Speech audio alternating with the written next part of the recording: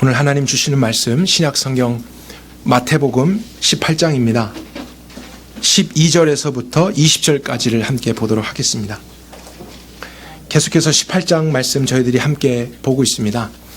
18장 전체는 하나의 질문에 대한 답변입니다. 예수님이 왕으로 통치하실 때 그 하나님의 나라에서 우리 중 누가 가장 높은 자리에 앉겠습니까? 했던 제자들에 대한 예수님의 답변이 이 18장 전체의 내용인 것이죠. 제자들은 예수님을 정말 믿은 사람들이었지만 자신의 특별함을 더 인정받고 싶은 마음이 있었습니다. 그리고 다른 형제들보다 높아지고 싶은 마음이 있었습니다. 진심으로 예수님을 왕으로 고백하고 믿었지만 여전히 그들 안에 이런 연약함이 있었습니다. 그러자 예수님은 그들에게 몇 가지를 말씀해 주셨죠. 먼저는 너희들의 마음이 어린아이같이 되지 아니하면 너희들은 하나님의 나라에 들어갈 수도 없다. 이런 말씀을 주셨습니다. 그 뜻은 어린아이처럼 자기 자신은 아무것도 아니고 스스로 할 수 있는 것은 아무것도 없고 내가 바라는 것은 오직 하나님의 은혜뿐입니다. 이런 믿음을 가진 사람만이 하나님 나라에 합당하다는 것을 말씀하신 것입니다. 그것이 어린아이 같은 믿음입니다. 자기의 행함을 자랑하는 것, 자기 스스로 서려고 하는 것이 하나님의 나라가 아닙니다. 그분의 보호와 은혜 속에서만 사라지는 것이 하나님의 나라인 것이죠. 누구도 자기의 힘으로 들어갈 수 없습니다. 그런데 예수님은 덧붙여서 말씀하신 내용은 그런 것만이 아니라 하나님의 나라는 어린아이와 같은 다른 사람도 영접하는 것, 그들을 멸시지 않고 품어주는 것이 하나님의 나라라고 말씀하셨습니다. 그래서 저희들이 정리를 해보면요, 하나님의 나라는 이렇게 두 가지 그림이 있는 것을 발견합니다. 첫째는 하나님 앞에서는 어린아이 같고 어린아이처럼 받는 곳입니다. 그리고 다른 사람들에게는 어른처럼 베푸는 곳입니다. 이것이 하나님의 나라의 정상적인 그림입니다. 하나님께는 은혜를 받는 곳입니다. 그리고 다른 사람에게는 은혜를 베푸는 것입니다. 이러한 관계가 성립되는 것이죠. 그런데 사실 오늘날 우리도 경험하는 문제는 이 원리가 깨어진 것입니다. 예수님을 믿는 사람들 안에서도 이 원리가 깨어진 채로 살아가는 많은 사람들이 있습니다. 제자들의 모습이 오늘날 저희들의 모습과 참 비슷합니다. 많은 사람들이 하나님 앞에서 어른처럼 행동하려고 합니다. 하나님을 의지하려고 하지 않습니다. 하나님 은혜 없이 스스로 자꾸 서려고 하는 것, 잘못된 신앙입니다. 우리는 늘 하나님 앞에서는 어린아이처럼 아무것도 할 수 없는 자세로 그분의 은혜만을 구해야 하나님께서 원하시는 삶을 살아갈 수 있는 것입니다. 그것이 우리의 첫 번째 되는 모습이라면 오늘날 문제 중에 또 하나는 그런데 다른 사람들 앞에서는 또 어린아이처럼 늘 받기만 하려고 하는 그런 모습도 우리의 신앙 안에 있다는 것이죠. 예수님은 반대로 말씀하셨죠. 하나님 앞에서는 어린아이처럼 받고 다른 사람에게는 오히려 성숙하게 섬기라고 말씀하셨는데 하나님 앞에서는 혼자 하려고 하고 다른 사람 앞에서는 섬기려고 하지 않고 섬김 받으려고만 하고 늘 그렇게 높아지려고 하는 경쟁 속에 살아가는 것. 우리가 하나님의 말씀과 정반대로 살아가면서 믿음에 대해서 조금도 의심하지 않고 살아간다면 이것이 참 기이한 일이 아니겠습니까? 2000년 전 제자들도 예수님께 말씀을 직접 들었는데 올바르게 이해하지 못한 부분이 있었습니다. 하물며 저희들에게도 얼마나 그런 부분이 있을 수 있겠습니까? 그래서 오늘 이 말씀을 통해서 우린 다시 한번 예수님이 통치하시는 그 영적인 하나님의 나라를 바르게 이해할 수 있어야 됩니다. 다 알았다고 생각하지 말고 우리 자신이 거룩한 하나님의 나라가 될 수 있도록 더 주님 앞에 정직하게 서야 할 것입니다. 오늘 본문 말씀 하나의 비유로 시작되고 있습니다. 12절을 보겠습니다. 만일 어떤 사람이 양이 100마리가 있는데 그 중에 하나가 길을 잃어버리면 99마리를 두고 길 잃은 한 마리를 찾아가지 않겠느냐. 내가 진실로 이르노니 만일 찾으면 길을 잃지 아니했던 99마리 양보다 찾았던 그 한 마리를 인해서 더 기뻐할 것이다. 이런 비유를 말씀하셨죠. 근데 14절에 바로 연이어서 이와 같이라고 시작되고 있습니다. 그러면 이 14절의 내용이 비유의 원래의 해석이라는 것을 우리가 발견할 수 있죠. 이 소자 중에 하나라도 이루어지는 것은 하늘에 계신 너희 아버지의 뜻이 아니니라. 그래서 앞에서 길을 잃은 양을 말씀하셨고 소자 중 하나가 이루어지는 것을 말씀하셨습니다. 그렇게 본다면 길을 잃은 양이라는 것은 소자 중에서 잃어버린 사람을 의미한다라고 확인할 수 있고요. 소자라는 것이 무엇일까? 6절을 다시 한번 확인하겠습니다. 예수님이 벌써 말씀하셨었죠. 나를 믿는 사람이기는 하지만 작은 자가 있다고 말씀하십니다. 예수님의 양이 되기는 했는데 아직 믿음이 다른 사람보다 연약한 사람입니다. 믿지 않는 사람이 아닙니다. 정말로 기본적인 믿음을 가지고 고백을 했지만 여전히 연약함 가운데 있어서 다른 아홉 마리처럼 올바르게 길을 갖지 못하고 곁길로 새게 되는 그러한 형제가 있다라고 말씀을 하십니다. 우리는 모든 사람이 다 나와 같은 믿음을 가진다 이렇게 생각해서는 안 됩니다. 사실 우리도 어제와 오늘의 믿음이 다를 수 있고 점점 성장해 갈 수 있습니다. 때로는 연약해져서 다시 밑으로 내려갈 수도 있습니다. 모든 사람들이 믿음의 수준이 다 다릅니다. 그러나 주님은 그 믿음의 수준이 달라도 그들을 주님의 방법으로 인도하기를 원하십니다. 그래서 길을 잃은 양이 된다는 것, 믿음이 연약하다는 뜻이죠. 근데 그것을 조금 더 확장적으로 설명해 주신 것이 이제 15절 이하입니다. 내 형제가 내게 죄를 범하면, 다른 번역본에는 내게라는 말이 또 생략되어 있습니다. 그래서 어떤 형제가 죄를 범하면 너는 가서 그 사람과만 상대해서 권면하라. 만일 들으면 내가 내 형제를 얻는 것이다. 그래서 마지막에 내 형제를 찾을 것이다, 얻을 것이다 하는 것하고 앞에서 길 잃은 양을 찾지 않겠느냐, 이것이 같은 의미로 연결이 되고 있습니다. 길을 잃은 양이라는 것, 믿은 형제가 연약하다는 의미는 죄에 빠져서 영적으로 길을 잃는다는 것을 의미하는 것입니다. 믿음이 좋으면 죄에 넘어지지 않습니다. 건강할 때는 올바르게 갈 수 있습니다. 그리스도인이라면 원래 죄를 짓지 않는 것이 정상입니다. 그래서 99마리는 그 길을 갔습니다. 그런데 그 중에서 곁길로 세워버린 양이 있을 수 있다는 것입니다. 죄의 유혹을 잠시 받은 것입니다. 잠시 미혹을 받은 것입니다. 한눈을 팔다가 곁길로 세워버린 것입니다. 그래서 그 죄 때문에 목자 되신 주님과 멀어지게 됐고 또 다른 양들과도 분리를 경험한 그런 형제가 있을 수 있다라고 말씀하십니다. 이럴 때에 주님은 그 잃어버린 양을 찾는 것이 아버지의 뜻이라고 말씀하셨습니다. 여러분, 잃어버린 자를 그냥 잃어버린 대로 내버려 두는 것이 하나님의 뜻 아닙니다. 그도 한 형제이고 양이기 때문에 그를 찾아오는 것이 아버지의 마음이죠. 그것이 하나님의 나라의 모습이라는 것입니다. 하나님의 나라는 내가 길을 올바르게 가는 것만 신경 쓰는 곳이 아니라는 거예요. 내가 그 길을 가야 하지만 또 한편으로 나와 다르게 혹시 길을 잃어버린 다른 형제가 있지는 않을까, 그것을 살펴보면서 그의 구원을 위해서 자신을 희생하고 은혜의 손을 내밀 줄 알게 되는 것이 하나님의 나라여야 한다는 것입니다.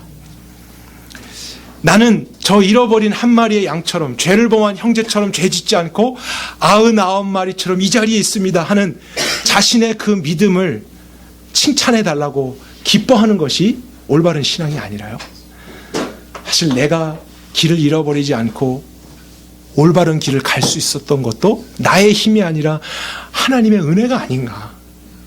내가 그 은혜를 먼저 받았는데 저 형제에게 혹시 나라도 내가 은혜의 도구가 돼서 그를 죄에서부터 다시 돌아올 수 있도록 돕고 그런 하나님의 역사에 사용된다면 그것이 하나님께서 나에게 먼저 은혜를 주신 목적이 아니겠는가. 이런 사고방식으로 움직여지는 것이 하나님의 나라라는 것입니다. 그렇지 않고 서로의 믿음을 경쟁하고 서로를 짓밟고 내가 이렇게 했으니 나의 믿음은 더 큰 사람이 아닙니까? 이렇게 생각하는 것은 누가 그렇게 생각하죠? 사실 바리새인들이 그렇게 합니다. 하나님을 전혀 모르는 사람들은 그런 생각 안 합니다. 믿음도 없잖아요. 의로움도 모르잖아요. 죄도 모릅니다.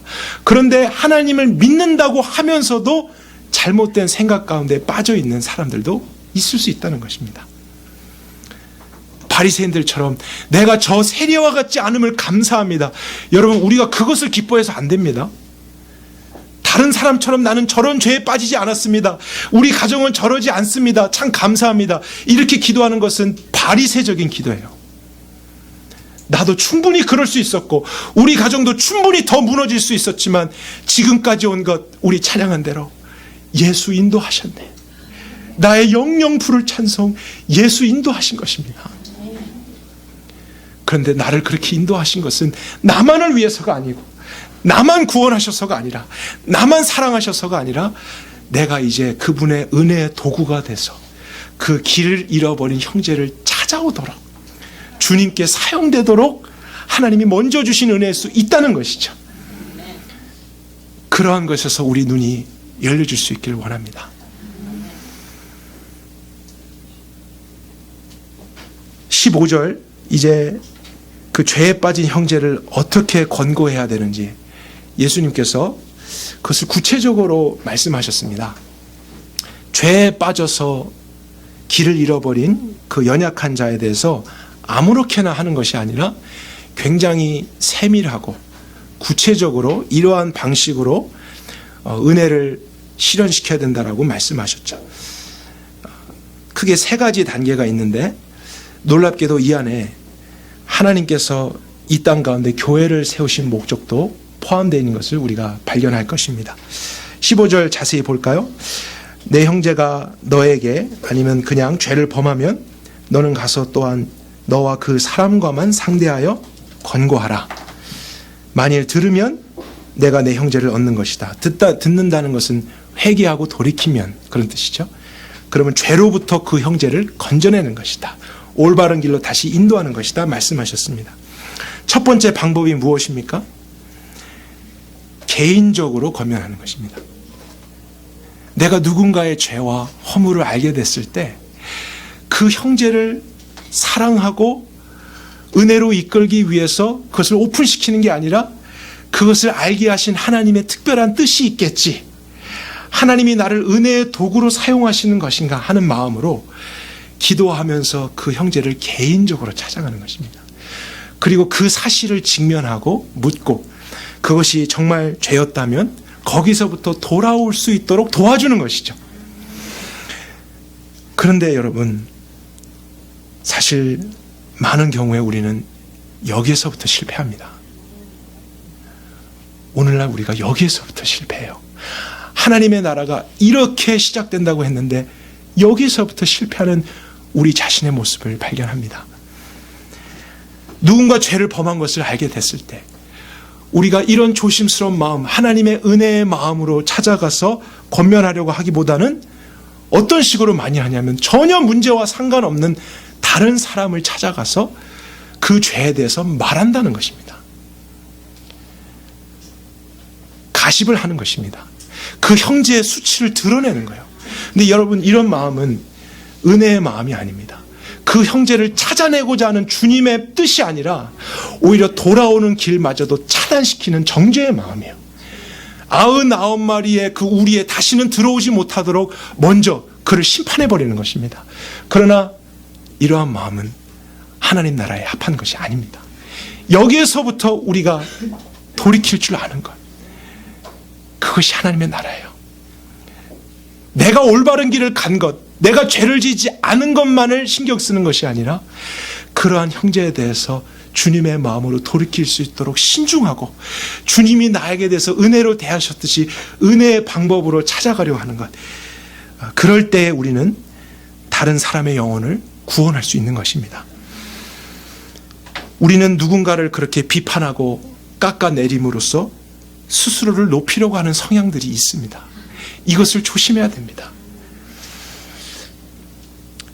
그런데 이렇게 했을 때에 만약에 듣지 않을 경우, 이것에 대해서 이제 두 번째 단계를 주님이 말씀하셨는데 16절입니다. 우리 16절 같이 한번 읽어보도록 할까요? 만일 듣지 아니하면 한두 사람을 더 데리고 가서 증인의 입으로 말마다 확증. 예. 만일 듣지 않으면, 그렇게 개인적으로 은혜의 방법으로 만났지만 회개치 않으면, 돌이키지 않으면 그 자리에서 또 정죄하는 것이 아니라 다음 단계죠. 한두 사람만을 더 데리고 가는 것입니다. 왜 그렇게 할까? 그 사람을 지적하고 창피를 주기 위해서가 아닙니다. 객관적으로 죄를 볼 수 있도록 다시 한번 도와주는 것입니다. 왜냐하면 1대1로 만났을 때 혹시라도 나의 주관적인 생각으로 그 사람이 잘못이 있다라고 판단하게 여겨질 수도 있기 때문에요. 한두 사람을 더 데리고 가서 증인을 삼는 것입니다. 그래서 이러한 모습이 나만 느끼는 것이 아니라 이 형제와 이 형제도 같이 보고 있는 객관적인 사실입니다. 그런 잘못입니다. 그렇게 해서 그가 영적인 거울 앞에 스스로 설 수 있도록 도와줄 때 그가 거기서 돌이키면 또한 우리는 잃어버린 형제를 찾아내는 것입니다. 어떠한 죄를 졌을지라도 이 상황에서 회개한다면 우리는 은혜로 받아줄 수 있어야 한다는 것입니다. 왜냐하면 주님도 우리를 그렇게 받으셨기 때문이죠. 그런데 이 단계에서도 돌이키지 않을 때 주님이 세 번째 말씀하십니다.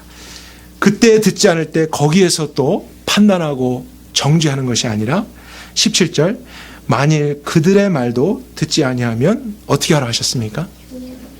교회에 말하라 라고 하셨습니다. 마태복음에 교회라고 하는 단어가 딱 두 번이 나옵니다. 그것도 예수님이 직접 말씀하신 것 두 번 외에는 교회라는 단어가 나오지 않습니다. 그러면 사실 교회에 대해서 모든 것을 가지고 계신 주님이 확실하게 정의를 하셨겠다, 이렇게 생각해 볼 수 있겠죠. 첫 번째가 마태복음 16장에서였습니다. 가이사랴 빌립보에서 베드로와 제자들이 세상 한복판에서 예수님께 신앙을 고백했었죠.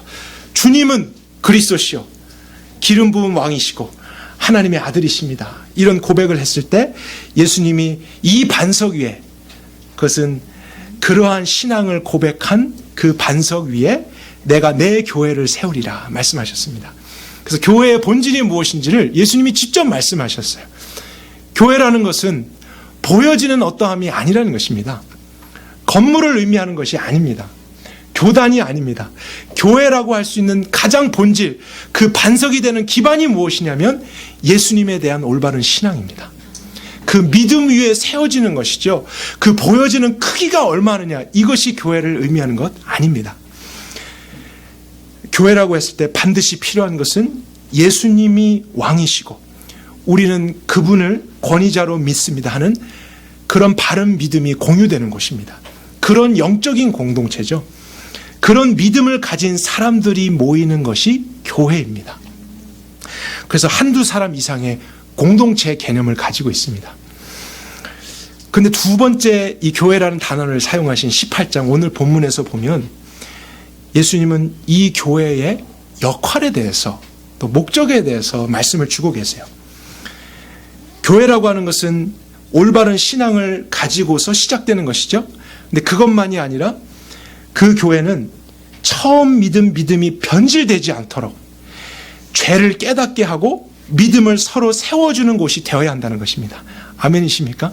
네. 교회를 세우신 목적이 여기에 있다는 것입니다. 우리 모두 다 그런 믿음으로써 하나님 앞에 서는 것이죠. 그런데 아무리 우리가 그 당시에 진실하고 바른 믿음을 가졌을지라도 교회의 이런 역할과 목적 안에서 함께 그 믿음을 지켜가지 않으면 언젠가는 우리는 넘어지게 되어 있습니다. 나도 알지는 못하는 순간에 죄에 빠지게 됩니다. 여러분, 우리가 그렇게 약한 사람이에요. 우리 자신을 믿을 수 없습니다. 우린 다른 사람에 대해서는 그렇게 잘 압니다. 그 문제를 너무나 정말 조리 있게 판단하고 볼 줄 압니다. 근데 무엇만 잘 못하냐면 나에 대해서만큼은 너무 잘 모릅니다. 그래서 하나님이 그 처음의 믿음이 변질되지 않고 죄에 넘어지지 않게 하기 위해서 교회라고 하는 공동체로 묶어주신 것입니다. 그래서 혼자서 말했을 때 깨닫지 못하고 한두 사람이 왔을 때도 깨닫지 못할 때는 교회라고 하는 공동체가 함께 와서 그 일을 해주는 것입니다. 여러분, 첫 번째는 절대로 정죄하기 위해서가 아닙니다. 한 사람이라도 잃어버리지 않게 하기 위해서 올바른 길에 돌아올 수 있도록 같이 애를 쓰는 것입니다. 같이 빛을 비춰주는 것입니다. 더욱더 분명한 길을 제시해 주는 것입니다. 그럴 때에 웬만한 양심이 조금이라도 살아있다면, 정말 그 믿음을 시작했던 사람이라면 돌아오겠죠. 회개하지 않겠습니까? 그리고 회개하고 돌아온다면 그 사람이 어떠한 죄를 지었든지 교회는 용서할 수 있어야 됩니다. 교회는 다시 형제로 받아줄 수 있어야 됩니다. 입술로만이 아니라요. 정말로 그 사람의 과거를 우리가 용서하고, 주님이 나를 그렇게 용서하고 은혜로 여겨주셨듯이 우린 그 잃어버린 연약한 형제를 다시 가족으로 받아들여 줄 수 있어야 됩니다. 주님은 그래서 이런 교회의 사명, 사람들이 죄를 버리고 세상을 이길 수 있는 것에 대해서 말씀을 하셨습니다. 그런데 이 17절 후반부에 보게 되면 한 가지를 덧붙여 주셨는데요. 만약에 교회가 그렇게 말했을 때 돌이키게 되면 형제를 찾겠지만 교회의 말도 듣지 않거든 어떻게 하라고 하셨습니까? 이방인과 세리와 같이 여겨라, 이런 말씀을 주셨어요. 이 말의 의미는 구원받지 못한 사람으로 여기라는 뜻입니다. 어떻게 보면 좀 무섭기도 하고 또 심각한 말씀이죠. 그리고 앞에 하셨던 내용과 상충되고 모순되는 내용처럼 보입니다. 앞에서 그렇게 길을 잃어버린 한 사람 한 형제라도 꼭 찾아내고 같이 해서 구원받도록 하는 것이 하나님의 뜻이다, 마음이다, 이렇게 말씀하셨는데 여기에서는 교회로 하여금 구원받지 못한 사람 간주해야 된다, 이렇게 말씀하시죠. 두 내용이 충돌하는 것처럼 보이지 않습니까? 그러나 이 말씀 안에서도 우린 사실 하나님께서 교회를 통해 죄로부터 하나님의 백성들을 보호하시는 그런 역할을 주신다는 것을 알 수 있습니다.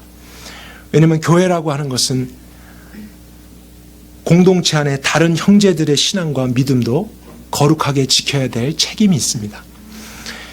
죄로부터 보호해야 될 책임이 교회적으로 있는 것입니다. 그래서 형제를 사랑하고 용납하라고 하셨지만 회개할 마음이 전혀 없고 계속 죄 가운데 있기를 고집하는 사람도 무조건적으로 용서하고 계속 함께해라, 이런 뜻은 아닌 것입니다. 분명히 여러 단계를 거쳐서 사랑으로 권면하고 품어주려고 하고 은혜의 자세로 섬겨야 됩니다. 그러나 그렇게 했음에도 불구하고 죄를 인정하지 않고 죄를 선택하는 사람, 그 사람은 처음부터 구원을 받지 않은 사람으로 보아야 한다는 것입니다. 왜냐하면 죄에 대해서 돌이킬 마음이 처음부터 없었던 사람이기 때문인 것입니다. 그런 사람 때문에 오히려 어떤 문제가 일어날 수 있냐면 건강했던 교회도 함께 죄에 끌려가게 되는 일이 있을 수 있습니다. 그래서 신중하게 그 죄로부터 나올 수 있도록 한 사람, 두 사람, 교회가 계속 권면하고 은혜의 손을 내밀고 함께 그를 구출해내는 일을 하게 되지만, 그렇게 했음에도 불구하고 끝까지 거부하고 죄를 선택하고 하나님을 떠나길 원하는 자는 오히려 같이 했을 때 다른 공동체마저도 죄 가운데 빠지게 할 수 있는 위험성이 있기 때문에 교회는 그 죄로부터 공동체를 보호하는 역할을 해야 하는 것입니다. 그래서 이 땅에 있는 교회, 그들은 죄로부터 형제를 풀어주거나 판단하는 권세를 하나님께로 받게 된 유일한 영적인 기관입니다. 그것이 이제 18절에 나온 말씀의 의미죠. 내가 진실로 너에게 이르노니 너희가 무엇이든지 땅에서 매면 하늘에서도 매일 것이요 무엇이든지 땅에서 풀면 하늘에서도 풀리리라. 만약 여러분이 앞에 문맥 없이 이 말씀만을 보았더라면 사실 무슨 의미인지 잘 이해하지 못하셨을 것입니다. 땅에서 매면 하늘에서도 매이고 땅에서도 풀면 하늘에서 풀린다는 게 무슨 뜻인가? 근데 문맥을 통해서 생각해 보면 이것이 무슨 의미입니까? 너희라고 하는 것 단수가 아니고 복수로 되어 있습니다. 그래서 너희들이 교회가 함께 무엇이든지 맬 수 있고 풀 수 있는 권세를 받았는데 그것은 형제가 죄로부터 용서를 받는 것입니다. 그 어두움에서부터 돌아올 수 있도록 도와주는 역할을 교회가 받았다는 것입니다. 그런데 이러한 말씀이 처음 교회를 말씀하셨던 16장에서도 한번 언급됐었습니다. 우리 그 부분은 같이 한번 찾아보도록 할까요? 16장 18절과 19절입니다. 같이 한 목소리를 읽겠습니다. 내가 또 내게 이르노니 너는 베드로라. 내가 이 반석 위에 내 교회를 세우리니 음부의 권세가 이기지 못하리라. 또한 내가 하늘의 나의 열쇠를 내게 주리니 내가 땅에서 무엇이든지 매면 하늘에서도 매일 것이요 내가 땅에서 무엇이든지 풀면 하늘에서도 풀리리라. 예. 꼭 교회를 말씀하신 후에 이 내용을 덧붙이셨습니다. 그러니까 이것은 그냥 기도를 하나님께서 말씀하신 것이 아니라 죄에 대한 용서의 방법과 교회의 역할에 대해서 말씀하신 것입니다. 그 믿음 위에서 주님이 세우신 교회, 그들이 믿음으로 들어왔지만 때로는 죄에 넘어질 수도 있고 죄의 영향을 받을 수 있는 세상 안에 있는 그런 기관이기 때문에 그 교회가 함께 죄를 이길 수 있도록 도와줘야 한다는 것입니다. 계속 죄에 대해서 권면하고 또 책망하고 함께 붙들어주고 은혜로 용서함으로써 땅에서 교회가 풀면 하늘에서도 풀리는 것입니다. 그들이 계속해서 구원의 길로 나올 수 있는 것이죠. 그러나 그럼에도 불구하고 거절하고 끝까지 죄의 길을 가게 되면 그것을 막는 것입니다.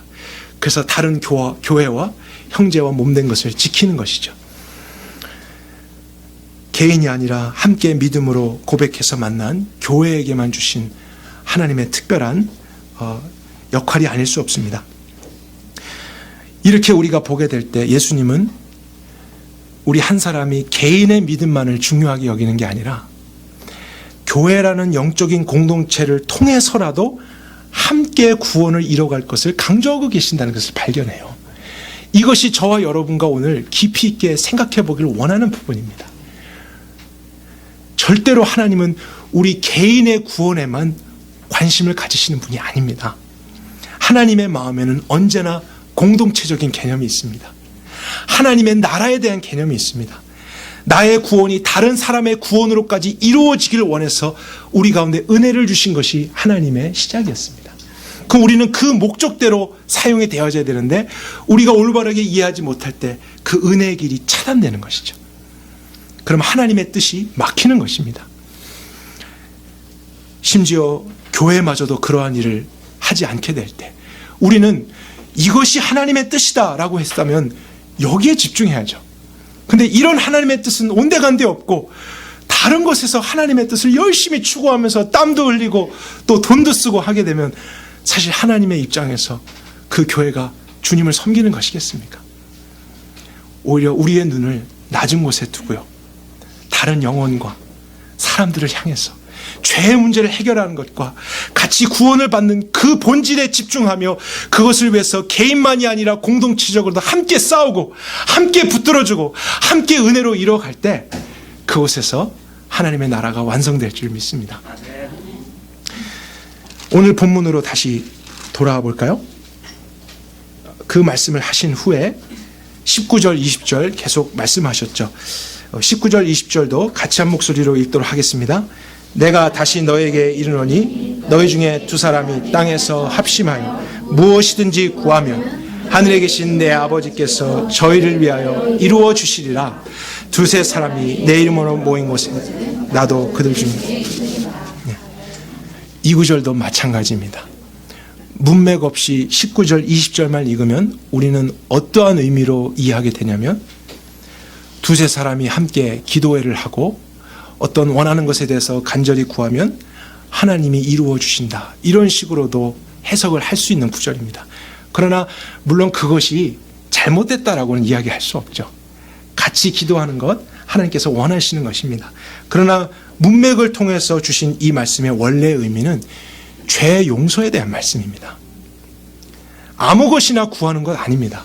지금 문맥에 따라서 그가 어떠한 죄를 저질렀든지 두세 사람이 교회가 함께 합심해서 그것을 위해서 간구하고 하나님 이 형제가 회개했습니다, 용서해 주십시오 기도하게 되면 하늘에 계신 아버지께서 저희를 위하여, 이 저희가 누구를 말하는 것일까요? 길을 잃어버렸던, 죄 가운데 빠졌었던 연약한 형제들이죠. 다른 사람에게서는 정죄도 받고 비판을 받았을지라도 교회가 그 형제를 이러한 원리 안에서 품어주게 되고 주님께 용서를 요청하게 되면 이루어 주시리라. 하나님이 그 권세를 교회에게 주신 것입니다. 우리가 땅에서 풀면 하늘에서도 풀리는 것입니다. 어떠한 죄와 어떠한 그릇된 행동을 했을지라도 교회가 이런 과정을 통해서 회개의 길로 인도한다면 주님이 우리를 용서하셨듯이 용서가 있습니다. 그것이 하나님의 나라죠. 은혜로 시작했기 때문에 은혜로 사라지게 되고 은혜가 순환되게 되는 이 나라, 누구든지 와야 되는 나라입니다. 이 나라 안에만 구원이 있는 것입니다.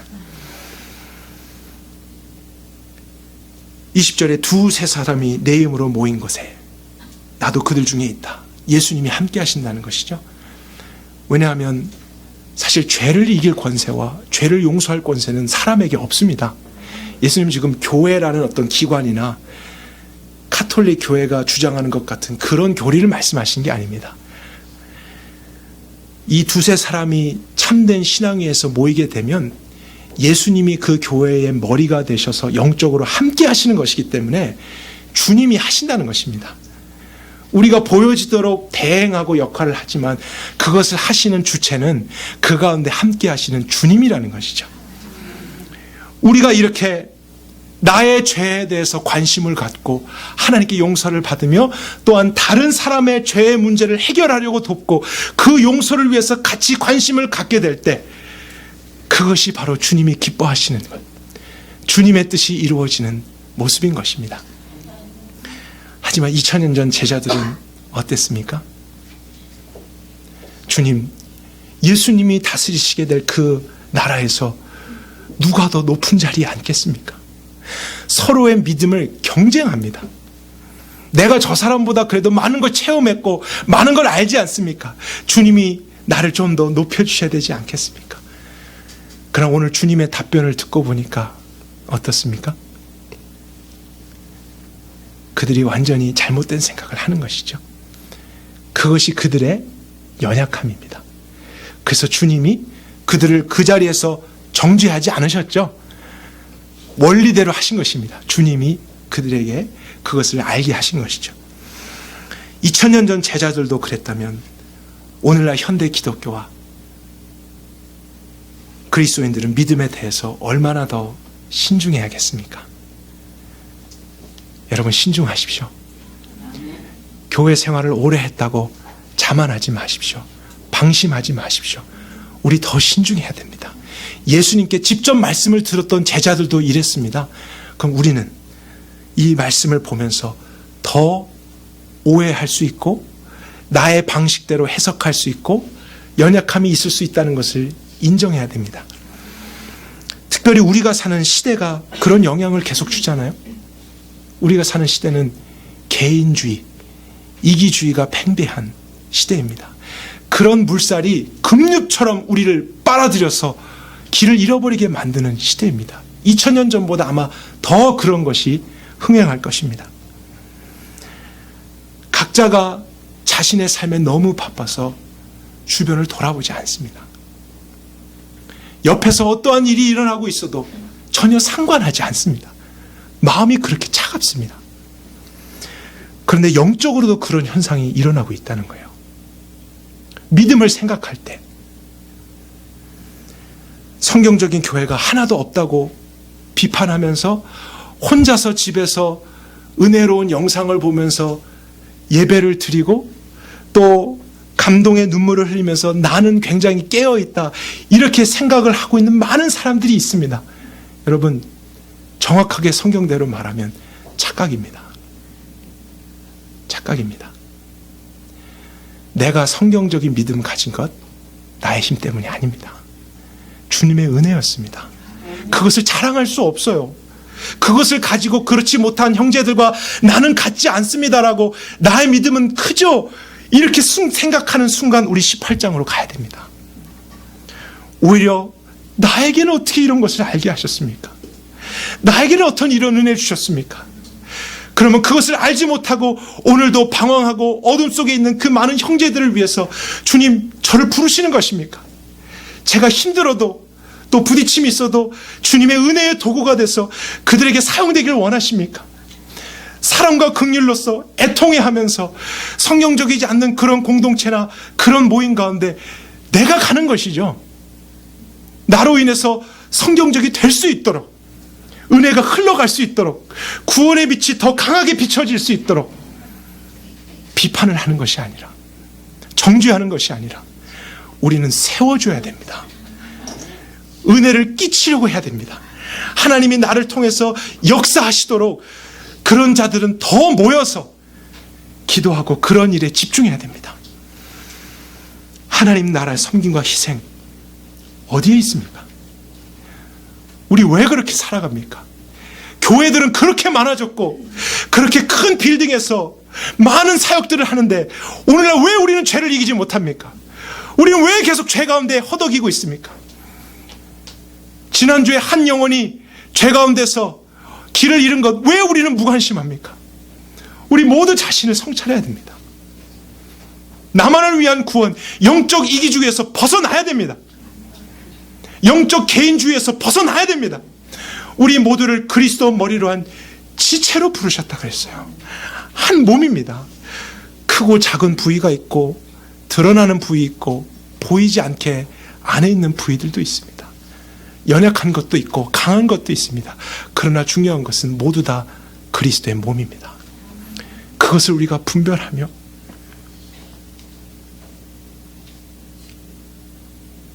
우린 죄에 넘어진 형제를 금방 나의 신앙을 기준으로 가십하거나 판단하는 죄를 범하면 안 됩니다.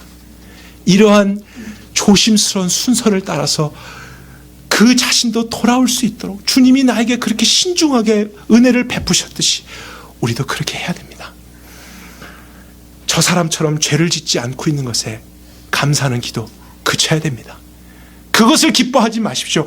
오히려 그런 죄를 범한 형제도 우리가 찾아냈을 때 그 기쁨이 크다고 하셨죠. 그렇죠? 여러분 우리가 그 기쁨 느껴본 적 언제입니까? 왜 우리는 그렇게 메말랐습니까? 왜 우리는 그렇게 나만을 생각합니까? 나의 가정만을 돌아봅니까?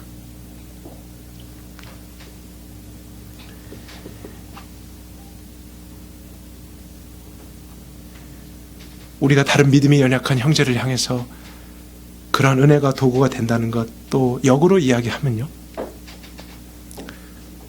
반대로 다른 형제도 나에게 그렇게 찾아올 수 있다는 것을 준비해야 됩니다. 여러분 준비하십시오. 그것이 교회입니다. 다른 형제가 내가 보지 못했던 죄에 대해서 나에게 사랑으로 권면해 줄 수 있어야 됩니다. 그것이 없으면 교회 아닙니다. 그것을 위해서 남겨두셨다고 했는데요, 그것을 위해서 죄를 이길 수 있도록 그러한 사명을 맡겨주셨다고 했다면 나만 그런 일을 한다 생각하면 안 됩니다. 나도 선줄로 알거든 넘어질까 조심해야 됩니다. 나에게 누군가가 은밀하게 와서 그런 모습을 알게 하면 자존심 상해하지 마십시오. 화내지 마십시오. 혹시 오해가 있다면 빛 가운데서 함께 이야기를 나누십시오. 그것이 사랑입니다. 그것이 정말 그리스도인의 교제입니다. 그리고 거기에서 나에게 깨달음을 주셨다면 부드러운 마음으로 회개하면 됩니다. 돌이킨다면 우리는 찾아지는 것입니다.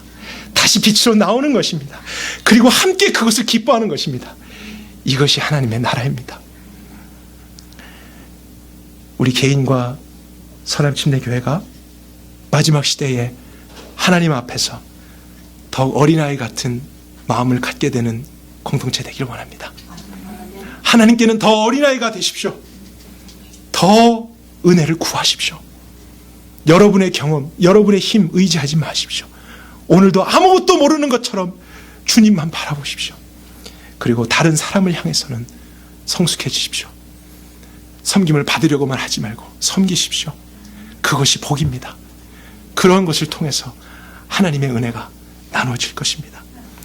서로 높아지려는 것이 아니라 서로를 높여주려고 하는 그런 아름다운 하나님의 역사가 오늘 저와 여러분들 안에 있기를 원합니다. 함께 기도하겠습니다. 하늘에 계신 우리 아버지여, 우리도 부모로서 이 세상을 살아가면서 가장 즐겁고 기쁜 일이 있다면 우리의 자녀들이 부족함이 있어도 서로가 서로를 아끼며 사랑하는 것 아니겠습니까? 부모가 자녀에게 너는 항상 1등 해야 된다, 너는 항상 다른 사람보다 잘해야 된다, 그리고 서로가 자기들이 잘한 것만을 자랑하며 내가 더 잘했죠? 그러나 사랑 없이 그러한 경쟁 속에 살아가는 것을 즐거워할 부모가 어디 있겠습니까? 그런 건 못해도 너희들이 서로 사랑하면, 서로를 위하고 아끼면 난 그것으로 족하다. 우리도 이 땅을 부모로 살아가면서 이 마음을 가질진데 하늘에 계신 우리 아버지도 우리를 보면서 그렇게 생각하시지 않겠습니까? 교회끼리 서로 경쟁하고 교회 안에서도 서로 시기질투하고 서로에게 무관심한 채 살아가는 이런 냉랭한 우리의 마음을 깨트려 주옵소서. 우리를 새롭게 하옵소서. 지식만으로 들어온 우리의 구원이 정말 실제로 이루어지길 원합니다. 우리 모두가 하나님 앞에서는 어린아이 같이 은혜를 늘 받되 그 은혜를 받은 자라면 다른 사람에게는 성숙함으로 은혜를 베푸는 자들이 되게 하옵소서. 늘 서로를 돌아볼 줄 아는, 서로의 죄에 대해서 마치 나의 죄인 것처럼 안타까워하고 그것을 은밀하게 권면해주고 사랑으로 이끌어주며 함께 그리스도의 몸이 상하지 않도록 같이 하나님의 나라를 이루어갈 수 있기를 원합니다. 우리에게 더 사랑을 가르쳐 주옵소서. 우리의 머리 대신 예수 그리스도의 이름으로 기도했습니다.